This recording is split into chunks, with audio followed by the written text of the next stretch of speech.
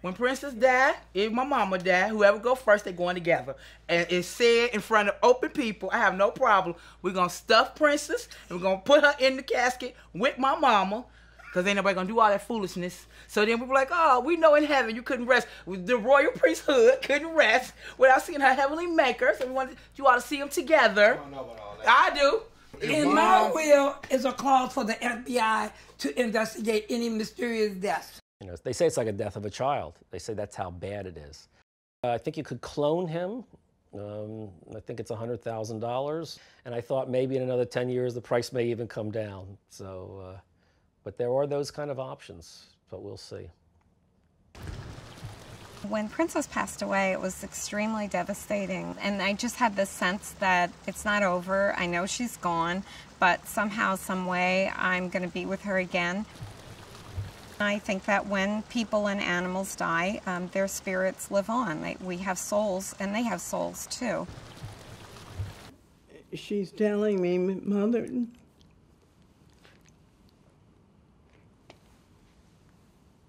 don't be as sad. Don't be unhappy.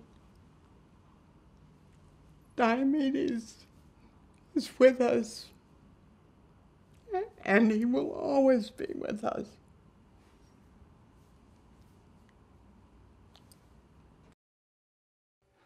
My name is Wanda Curtis. I had a dog named Butler. He meant the world to me. He was just like my child. His love was unconditional. He was faithful and he was loyal, and he was just my best friend. My children were a tad bit jealous of my relationship with the dog. They'd want something, and if I so much as said no, they'd say, but if I was your dog, you'd do it. And it's like, yeah, you're probably right. He doesn't argue, doesn't give me grief, does what he's told, unlike children. I noticed he had these 2 lumps under his chin. I phoned the vet, and she said, well, it's probably his lymph nodes are swollen because of the infection he had on the side of his face. She stood him up and checked his lymph nodes and said, oh dear. And then she checked his back legs, his armpits, his stomach, and she just kept saying, oh dear. She just was pitch white. She dreaded to tell me that Butler had lymphomia cancer, and he had 1 to 2 weeks to live when cancer was already ruled out twice. That was hard. I thought his heart was going to be the one to get him, not cancer.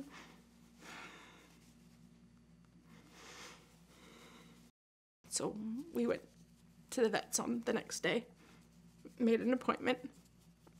I didn't want him to suffer. Now I'm just wondering if that was the right move. Should I have tried holistics? I just don't know if I fought hard enough now. Sometimes it's just a feeling that you just feel like they're near you and you feel comforted by it. Or again, it might come in a form of a dream. I've not had any connection with Butler since he's passed. I've not had a dream. I've had a nightmare once, but I think that was just my guilt. Liked his ice creams. Liked going for a ride in the truck, the big truck. If I could talk to him right now, I would tell him I love him. I miss him. I'm sorry. I hope he forgives me.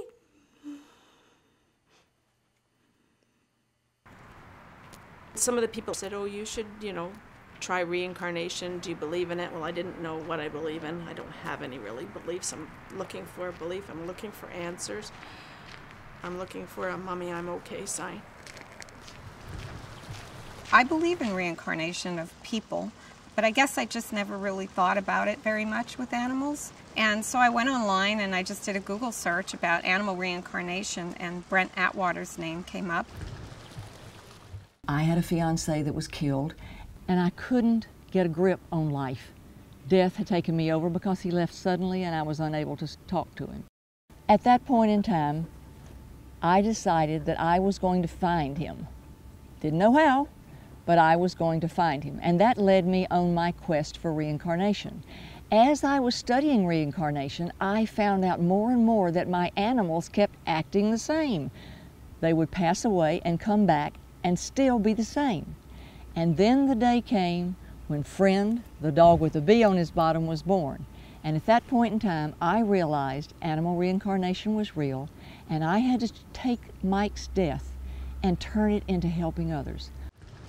I downloaded the book on my iPad and I read it, and I was extremely impressed by it. And it began to give me hope that maybe that's why I'm feeling this sense that it's not over. Maybe she is coming back to me. I'm a skeptic. I'm not sure if I know what Brent does is possible. She would have to tell me something personal about my dog in order for me to be a believer. Only something that me and close family members would know. Please give me 3 signs within the next 3 days that I can easily understand that will allow me to know in my heart whether or not my beloved pet is coming back to me in this lifetime. Thank you. You are to use these words, and I've done this many times during the week, and it's not working for me. I'm not getting my signs. One of the things that I tell skeptics is this: take water and boil it. What do you get? Steam. Take steam and freeze it. What do you get? Ice. Take ice and melt it. What do you get? Water. So energy never changes the properties of the physics of the energy. It just changes the physical properties. And those physical properties are what manifest into another body. So think about that. If you really don't believe your pet will never come back, why is water able to come back time and time and time again? Because when it's in steam form, you don't see it. Or what about that little butterfly that goes all inside that tiny little cocoon and you think, poor baby, he's dead. But then he comes out and flies. And that's the reason the butterfly is a symbol of reincarnation. The next day I picked up the phone and contacted Brent and scheduled an appointment for her to do a session with Princess. When Diane came to me 2.5 years ago, she was skeptical about reincarnation, although her heart wanted Princess to come back. She did a session with Princess, and when she got back to me with the information, I finally felt like this woman connected. She is the real deal, because she knew things that no one really could have known. Sing! I see the energy, and I see the dog sitting in front of me, and I talk to the energy. It's sort of like what you see is what you get. I see the pet, after it crosses the death line, turn into sparkler form. I ask it, are you going to reincarnate?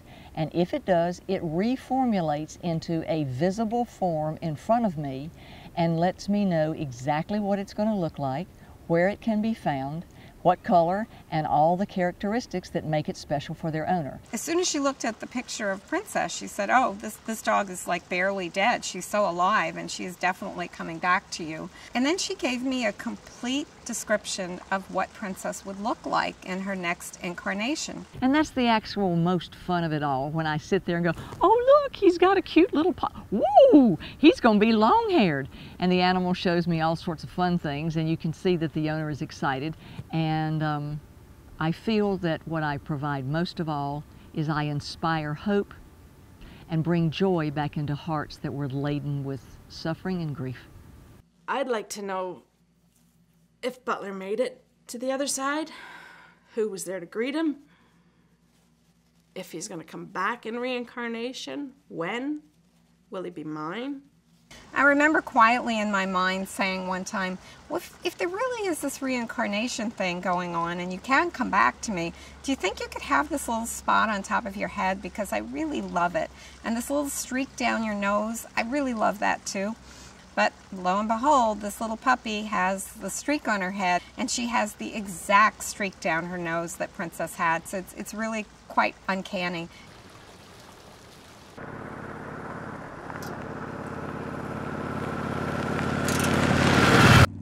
Wanda came into the reading as a skeptic, and she can choose to stay a skeptic, or she can choose to expand her mind and embrace new ideas.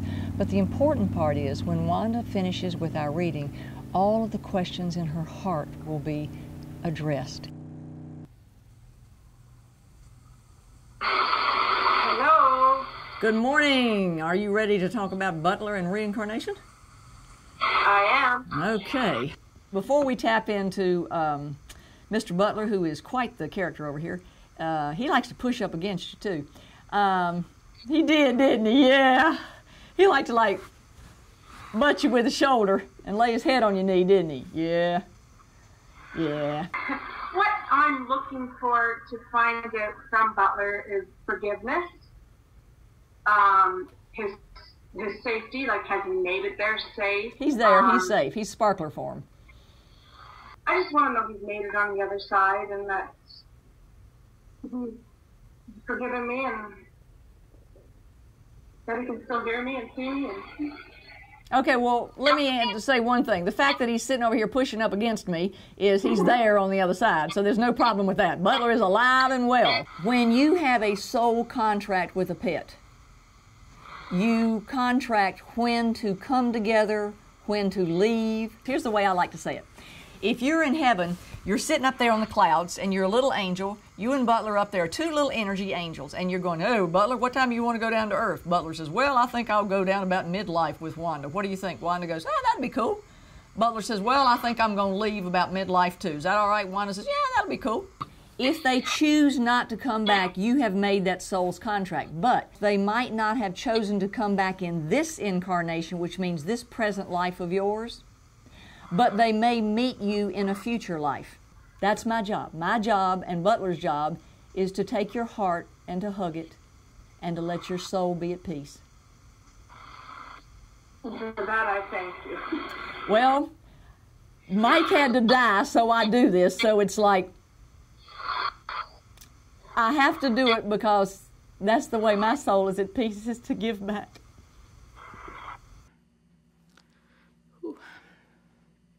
I think it's hard to let go of my connection with Butler because maybe I'm not ready to let go. I don't want to let go. I'm afraid to let go. I don't want him to think I forgot about him. It's just hard.